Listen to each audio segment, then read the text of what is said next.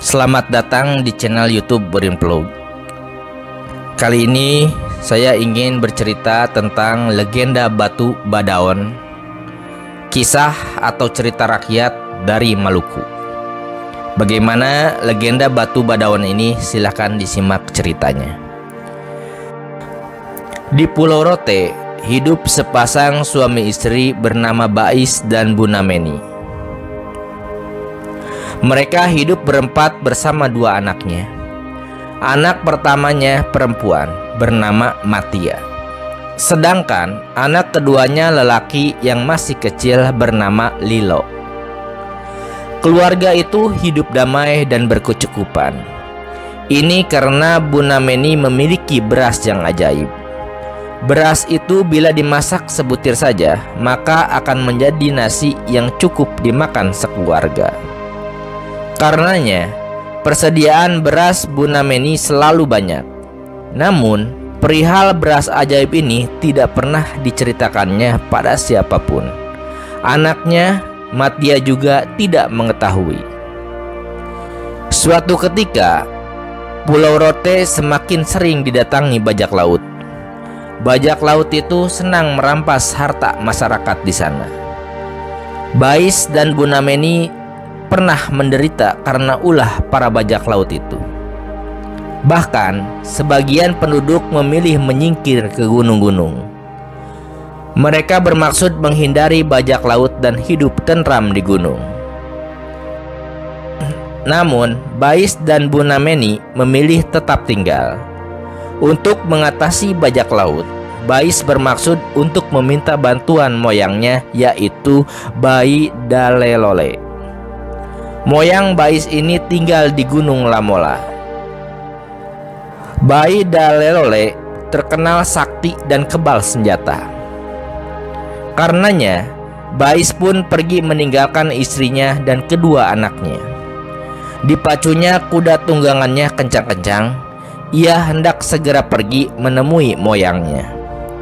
Setelah bertemu Bai Dalelole, Bais menceritakan maksud kedatangannya.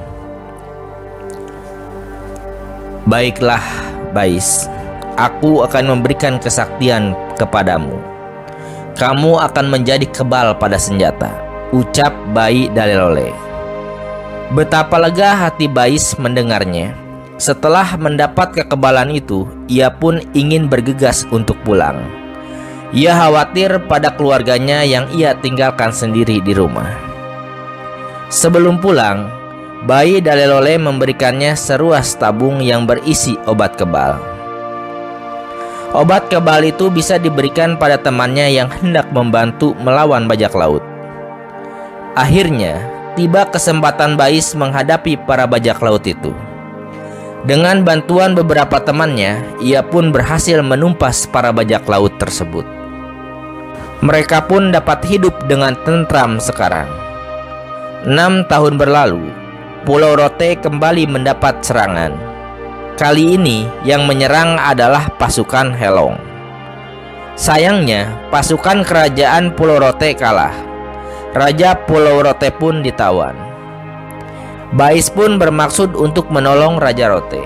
Ternyata pasukan Bais berhasil mengalahkan pasukan Helong dan menyelamatkan sang raja.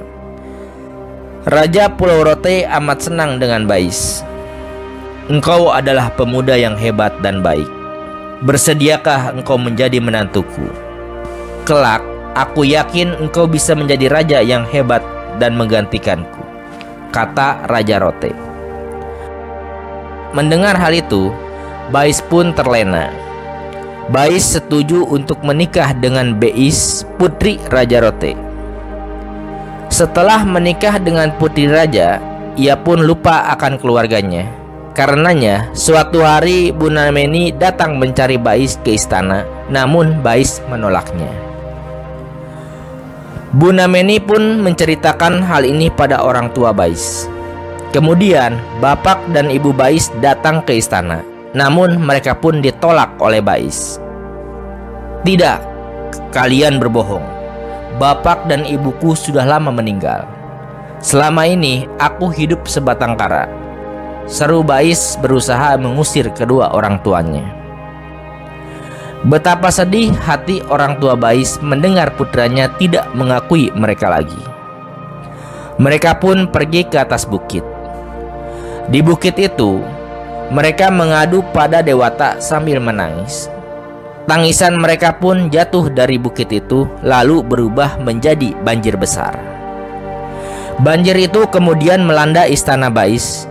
Karena kutukan para dewa, Bais pun berubah menjadi buaya. Mendengar hal itu, hati Bunameni sangatlah sedih. Ia memohon pada Dewata agar mengembalikan suaminya. Ia juga ingin agar suaminya bisa kembali ke sisinya. Namun, Dewata tidak mungkin mengabulkan permintaan Bunameni. Dalam wujud buaya, Bais telah menangkap seorang anak dan memakannya. Karenanya, tak ada yang bisa mengembalikan Bais ke wujud manusia. Bunameni sangat sedih. Ia lalu segera kembali ke rumah. Kedua anaknya telah merindukannya di rumah. Kini Bunameni harus mengurus kedua anaknya sendiri. Karena suaminya sudah tidak ada, Bunameni sendirilah yang harus pergi mencari makanan. Sesekali Bunameni pergi mencari ikan di laut. Hari ini seperti biasa, Bunameni juga harus pergi mencari ikan ke laut. Ia pergi bersama beberapa tetangganya. Namun saat itu ia belum sempat memasak nasi. Karenanya ia pun berpesan pada Matia, anak sulungnya, untuk memasak beras. Namun hanya sebutir saja. "Matia, nanti masaklah beras, tapi cukup masak sebutir saja. Ingat, masak satu butir saja, jangan lebih. Itu cukup untuk kita semua," pesan Bunameni pada Matia. "Ya ibu, aku akan memasak sebutir beras saja," jawab Matia. Lalu Bunameni pun pergi. Namun Matia rupanya lupa dengan pesan ibunya tadi. Ia malah mengambil 1 liter beras dan memasaknya. Karena beras yang dimasaknya adalah beras ajaib, beras itu pun tumpah.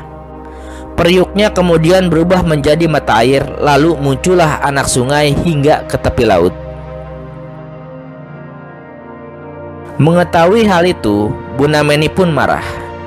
Bunameni yang sudah kelelahan dan sedih, akhirnya putus asa. "Matia, lebih baik ibu pergi untuk selama-lamanya.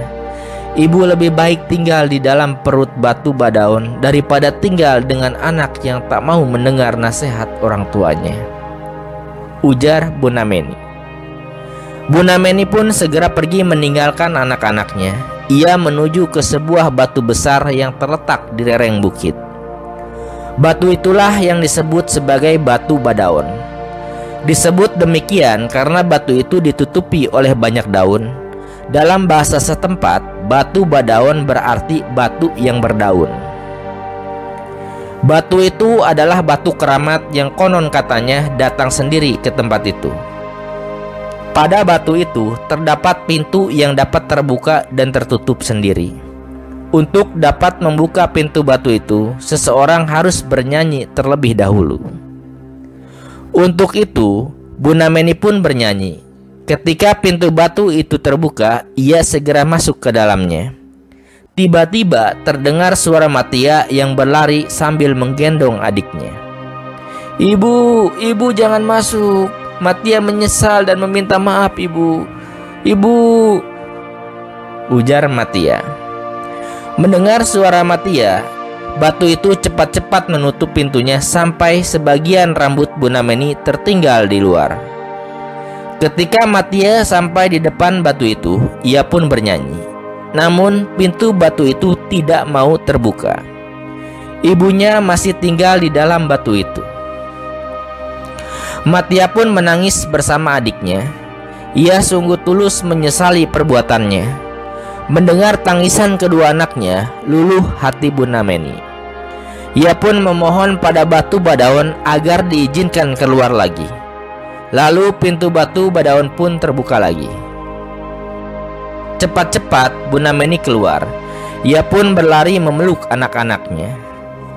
"Matia, Lilo, anak-anakku," seru Bunameni.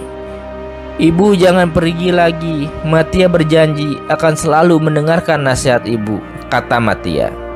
"Ya anakku, sekarang kita hanya tinggal bertiga, jadi kita harus saling menjaga." Nah, seperti itu kisah dari legenda Batu Badaon, yang mana juga menceritakan tentang kisah Bais dan Bunda Meni yang ada di Pulau Rote, Maluku. Terima kasih sudah menyimak dongeng dari channel YouTube Boring Vlog ini. Silakan simak dongeng atau kisah lainnya yang ada di channel ini. Terima kasih atas perhatiannya.